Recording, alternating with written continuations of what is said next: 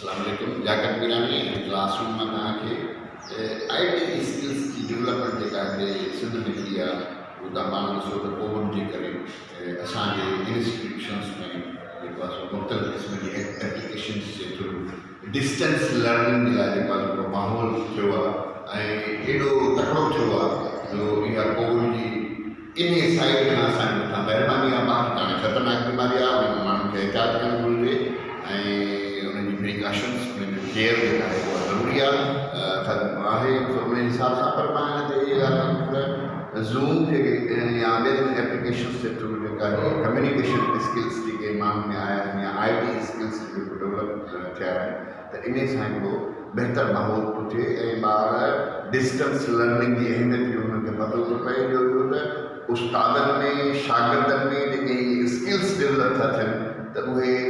Digitalise education ते या e learning ते या डिस्टेंस लर्निंग ते या ऑनलाइन लर्निंग ते मुख़्तलिफ़ क़िस्म जा पैकेजिस आहिनि त उन में उहे उन्हनि ॼाण हासिलु कई आहे, उन्हनि में इन्वॉल्व थिया आहिनि। सो ईअं न आहे त उहो 100% उन जा बेनिफिट्स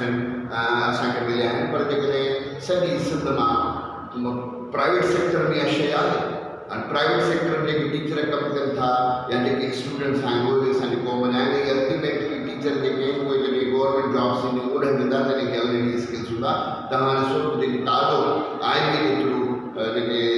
ECT ऐं JSC जा जेके टीचर्स भर्ती थिया आहिनि उहे ॾाढा उन्हनि ट्रेनिंग बि इन ज़ूम ते ऐं मुख़्तलिफ़ पैकेजिस ते कयूं ऐं उन खां अलावा उन्हनि जो पंहिंजो IT ते लेटेस्ट उहे स्टफ आहिनि त उन्हनि स्कूल्स में जेका अहिड़े क़िस्म जी सिंध गवर्नमेंट खे इनिशिएट वठणु घुरिजे। ऐं ॾिसो जेसि ताईं असांजा स्कूल लेबोरेटरीज़ इक्विप्ड न हूंदियूं, लेबोरेटरीज़ एक्टिव न हूंदियूं, लाइब्रेरीज़ एक्टिव न हूंदियूं, इक्विप्ड न हूंदियूं, उन्हनि जी प्रॉपर पर्सनल प्लेसिंग न हूंदी ऐं उन खां अलावा जेकॾहिं इंग्लिश लैब्स असांजूं एक्टिव न हूंदियूं, IT लैब्स असांजूं एक्टिव न हूंदियूं ऐं असांजे टीचर्स जूं अहिड़े क़िस्म जूं ट्रेनिंग्स कराए असां सॼी सिंध जे पब्लिक सेक्टर के स्कूल्स कॉलेजिस में अहिड़े क़िस्म जी एप्लीकेशन जे थ्रू असां ॾिसो हिते ईअं बि आहे त असां वटि फैसिलिटीज़ न आहिनि, असां वटि गुरबत आहे, असांजा ॿार ग़रीब उन्हनि वटि एतिरियूं महांगियूं मोबाइल न आहिनि जेतिरियूं वठी वञनि डिस्टेंस ते या सिग्नल्स जा प्रॉब्लम था थियनि या बिजली बंदि आहे त असां वटि इहो माहौल न आहे न उहो डिजिटल सिस्टम जेको आहे असां वटि मज़बूत आहे। पर उनजे बावजूदि जेकॾहिं सिंध में जेकॾहिं 20% बि माण्हू असांजी क़ौम जा ॿार इन शइ खे अवेयर न कंदी आहे हिकिड़ी वॾी डेवलपमेंट आहे। ऐं सिंध गवर्नमेंट खे मां रिक्वेस्ट कंदुसि त महिरबानी करे अहिड़े क़िस्म जूं एप्लीकेशन ॾिसो तव्हां वटि पैसो तमामु घणो आहे, पर जेकॾहिं तव्हां साइंस लैब्स ते न लॻाईंदो, IT लैब्स ते न लॻाईंदो, ॿारनि जी वोकैबुलर एक्टिविटीज़ ते न ख़र्चु कंदो, ॿारनि जे फर्नीचर्स ते ख़र्चु न कंदो त अहिड़े क़िस्म जी डिजिटल निज़ाम जे थ्रू जेको आहे असां ॿारनि खे पढ़ाए सघूं था, उनखे मथे हणी सघूं था, नियतूं हुजनि। बाक़ी त कमु सवलो आहे। खोड़ सारा दोस्त आहिनि जेके इन में असांखे सिंध जे सभिनी स्कूल्स में मदद करे करे सघनि था। त उनजे करे मां सिंध सरकार खे गुज़ारिश कंदुसि त हीउ मौक़ो आहे, महिरबानी करे असांजे फंड्स खे प्रॉपर यूज़ करे ऐं उनखे IT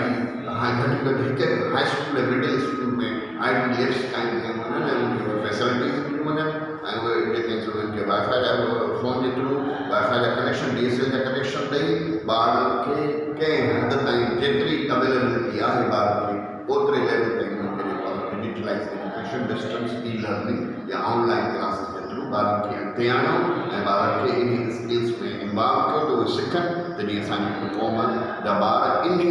डिस्टेंस लर्निंग जो जेको आहे फ़ाइदो वठनि ऐं जेकॾहिं अहिड़े क़िस्म जो ऑफर वठनि त असांजे ॿारनि खे तालीम में तकलीफ़ न थियणु घुरिजे। छाकाणि जो वॾे में वॾो असरु जेको कोविड जो थियो आहे उहो असांजी सिंध में तमामु घणो जेको आहे स्कूल्स ऐं शागिर्दनि या एजुकेशनल एनवायरमेंट ते थियो आहे। त महिरबानी करे सिंध गवर्नमेंट खे गुज़ारिश कंदुसि त इहे जेके ऑनलाइन एजुकेशन सिस्टम या डिजिटलाइज़ या टीचर्स जी ट्रेनिंग कराए ऐं असां पंहिंजे ॿारनि खे